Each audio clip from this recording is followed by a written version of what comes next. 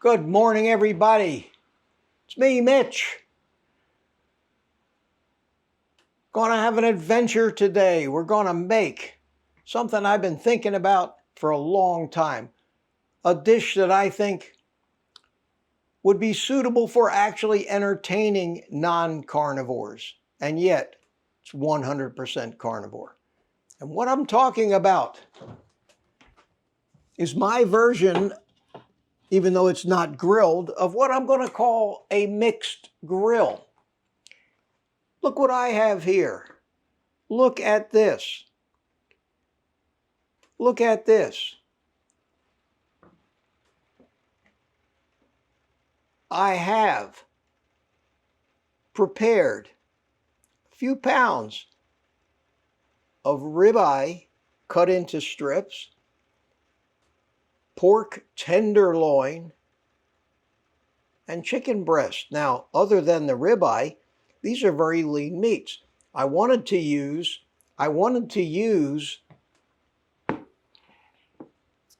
filet mignon, but I went to Walmart, they didn't really have any. So I decided to use one of the ribeyes that I already had. I think the results would be the same or better with some filet mignon. And the reason we don't normally eat these lean meats is because they don't have much fat in them. But since I'm going to be frying them in bacon grease, yes, you heard me, frying them in bacon grease,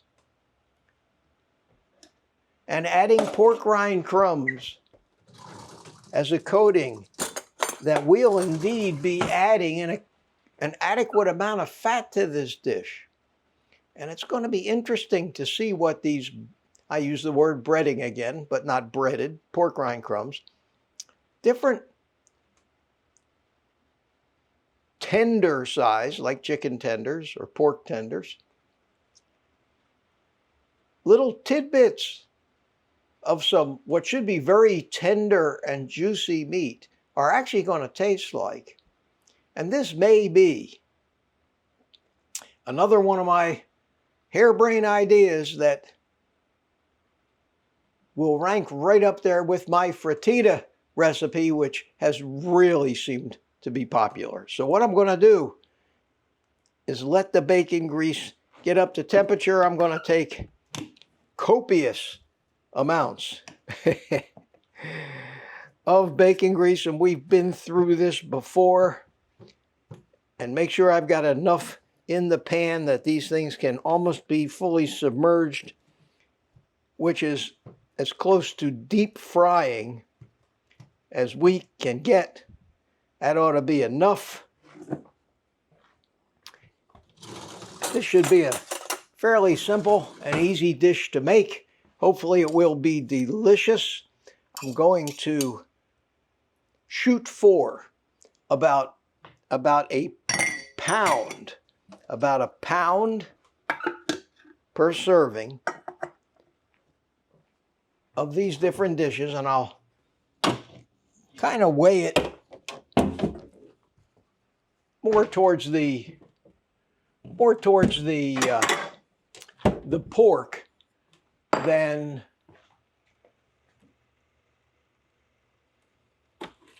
I'll kind of weigh it more towards the pork than the ribeye. So we're going to take a scale. Take my scale here. And if I put this bowl on there and hit tare, it resets the scale down to 0. So I think if I want to have 16 ounces, I think I'll measure out maybe 4 ounces. There's 3.6 ounces of beef. That'll leave 12 ounces, so I'll add an additional 6 ounces of chicken breast. That should take me up to about 10 ounces. And I'll fill out the rest with about 6 ounces of pork loin. Perfect. I have 1 pound of meat here, which should be one batch of it. And I have all this other stuff that I cut left over. So what I'm going to do when I'm all done cooking and finished with this video is I will redo what I just did here and make them into 1-pound servings, vacuum seal them, and put them in the freezer. Put them in the freezer. And I'll have enough for another couple of meals, I think, because I think I've got another at least 2 pounds of food here. So we'll put this away for right now, and we'll set up what we're going to need to actually execute this.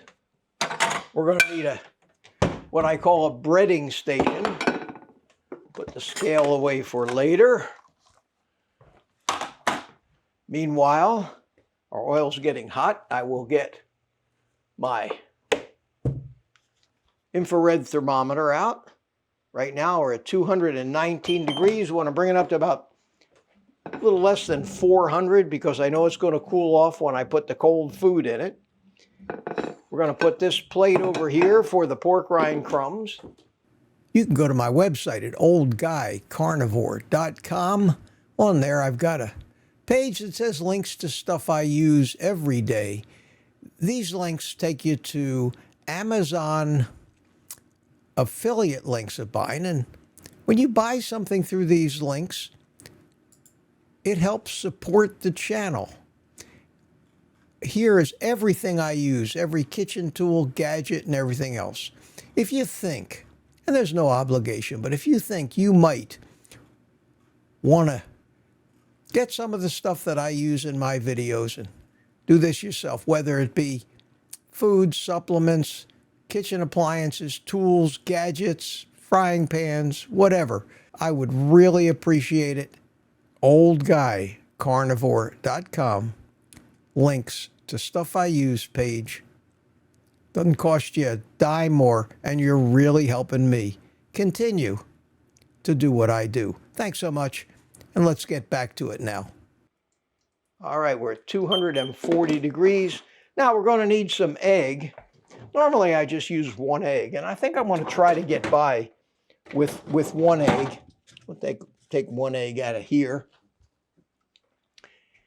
And if we have to crack another egg, I will, but usually I end up with plenty of leftover egg. So we'll take 1 egg and beat it up. And I am not going to add salt to anything here.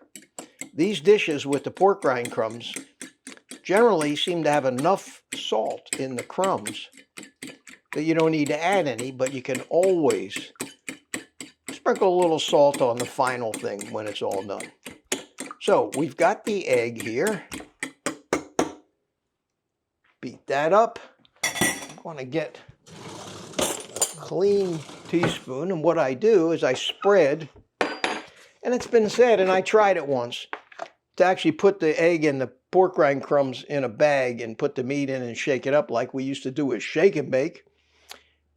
But it doesn't work. It doesn't work well. It makes a huge mess. The egg and the pork rinds just all clump up. They end up not getting on the meat.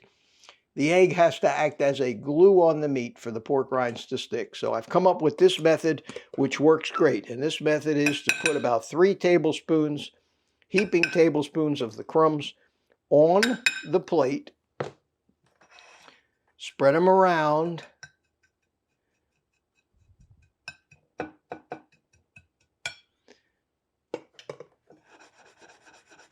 Even it out. Any clumps you might want to. The whole idea here, as I've said before when I did my chicken wings like this, is to keep the pork rinds on the plate, the egg in the dish, and the grease in the pan so as not to make a mess. I always like to make this as easy as possible with as little cleanup as possible. So we'll check the temperature. We are at 332 degrees. We are getting near what we can. So let's start with the pork. Start with the pork. Coat it with the egg.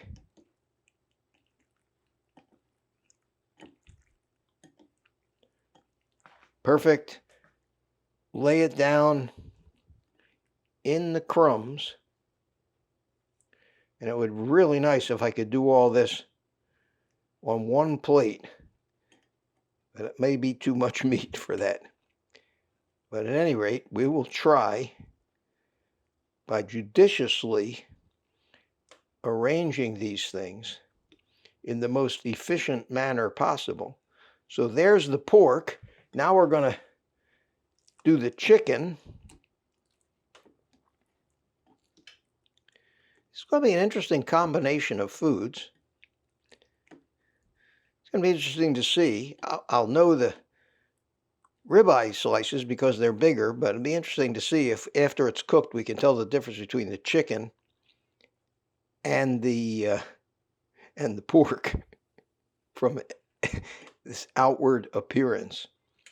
So it appears that we may not have room for the steak on the same plate, but I probably will be able to get all the chicken on here. It's going to be close. It's going to be close. We'll get the chicken on here. Close enough. And it appears that we're going to have enough egg.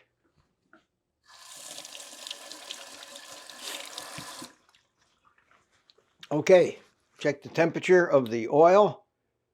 394 degrees, perfect. It's starting to smoke. Turn on the range hood. Now, I'm going to remove this from the heat. I don't want it to get any hotter. We're going to sprinkle pork rind crumbs on the top of all of this to get the top coated.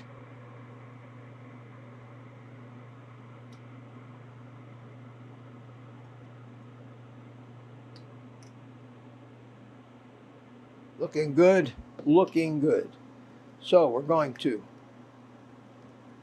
try to spread this around, make sure it's patted down and sticking to the egg. We can take some pork rind crumbs from around the outside if necessary. Maybe a little more on the pork here. Perfect.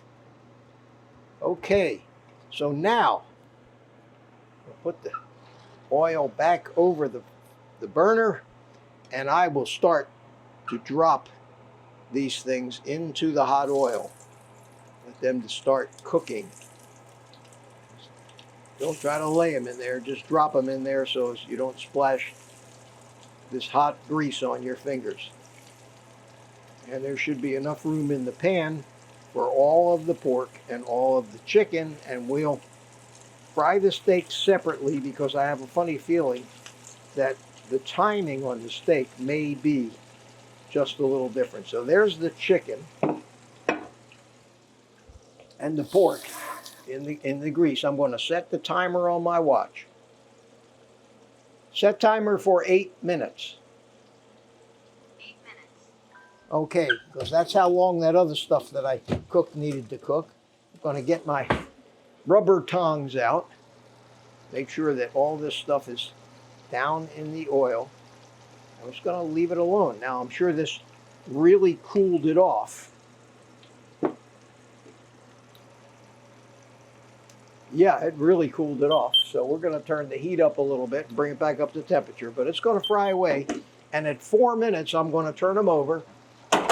And then I'm going to start checking the temperature with this to make sure I get up to at least 165 degrees for the chicken and the pork. So we'll just let this cook and we'll see what happens. Meanwhile, I'll get the steak ready. So when these are done, I can just put the steak in. There you go. We have 2 pieces of steak. Put them in the egg wash. Get them coated real well. Put them down in the pork rind crumbs. This is going to be interesting. This is going to be interesting. They're frying away over there, so that's a good sign. All right, we got that. We'll be done with this now.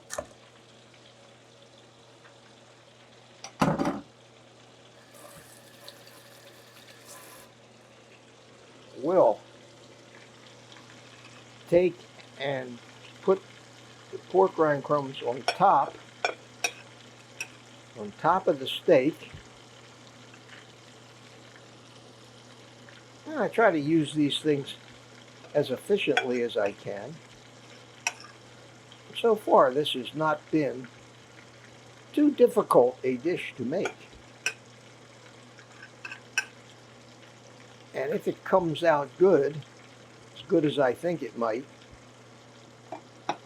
be very, very worthwhile. Okay, so we're done with that. We're done with this dish. We're done with the pork rind crumbs. Let's put them away. Declutter my work area just a little bit. And I can clean up some of this.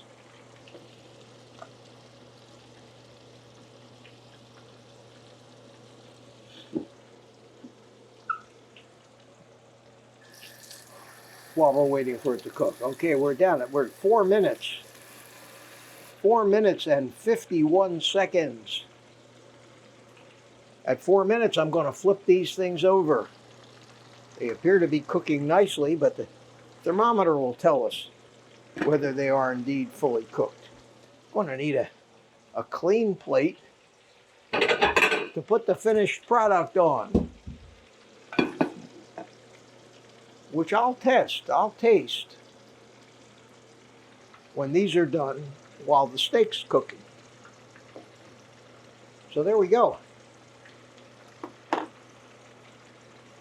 We're almost down to 4 minutes.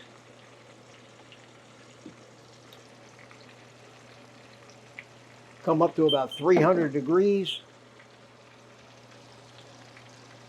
Turn it up a little more. All right, 4 minutes.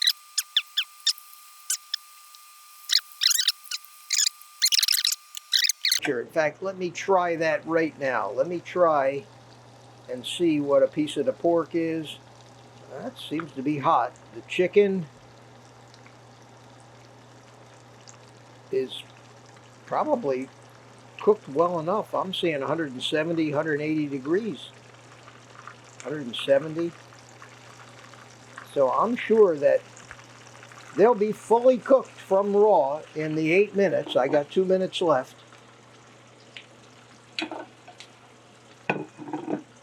When I take them out and let them cool off, and then we'll taste them, and that'll be it. And if they come out great, wow, what an easy recipe to make. Not a big mess at all. And a great use of all that bacon grease that I managed to accumulate from having bacon and eggs almost every day and eating and cooking a full half pound of bacon just about every day. But look at that. Wow. They look great. They look fabulous. Somehow I knew they would. Somehow I knew that they would. So what I'm going to have here is a meal with a full pound of meat. And the pork looks just like the chicken, so we're going to have a surprise when we cut them open. Let me remove all of these things from the grease. Look at that. How cool. How cool is that?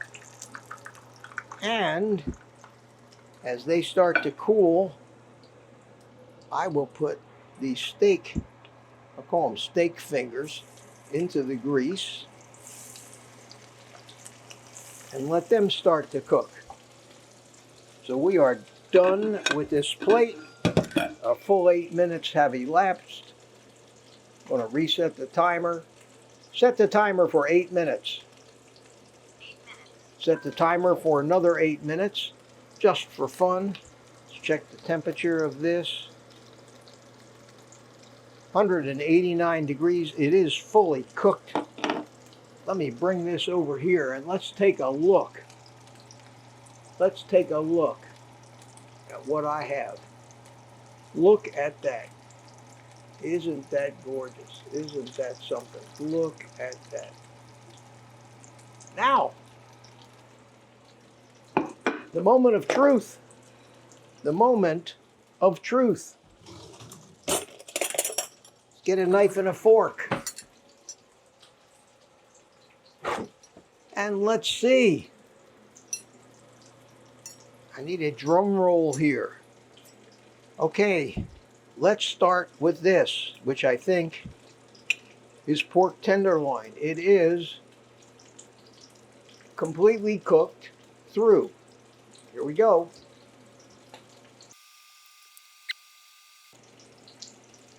Excellent.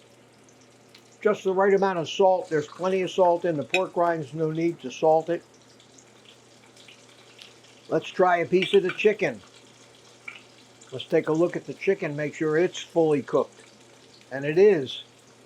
It's all white all the way through. If anything, I might have needed a minute less on these, but you live and learn. Chicken.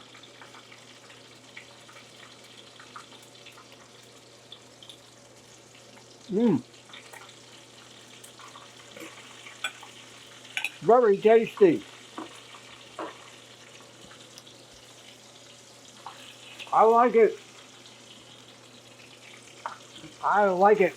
Let's flip the steak over. Wow. It's hot. It's hot. Yeah, it's too hot. So let's get our plate. Make a little room on the plate for the steak. I'm going to pull the steak out.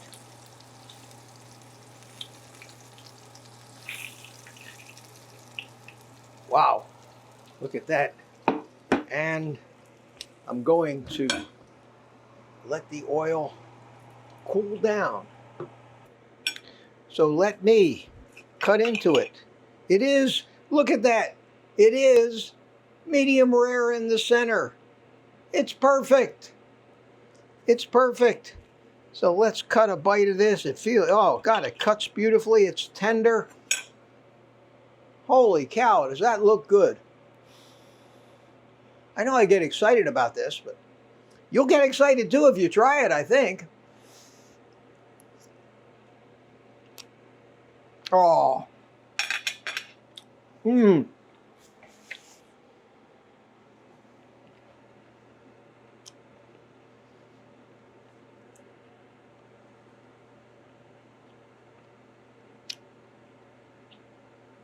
That, my friends, is amazing. So that's it, my friends. Plenty of food.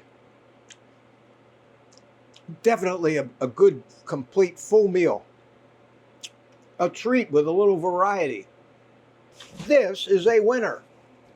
This is something I'm going to make often. I hope you enjoyed this video. Hope maybe it's whet your appetite for something like this a little bit. So give it a shot. Give it a shot. And as usual,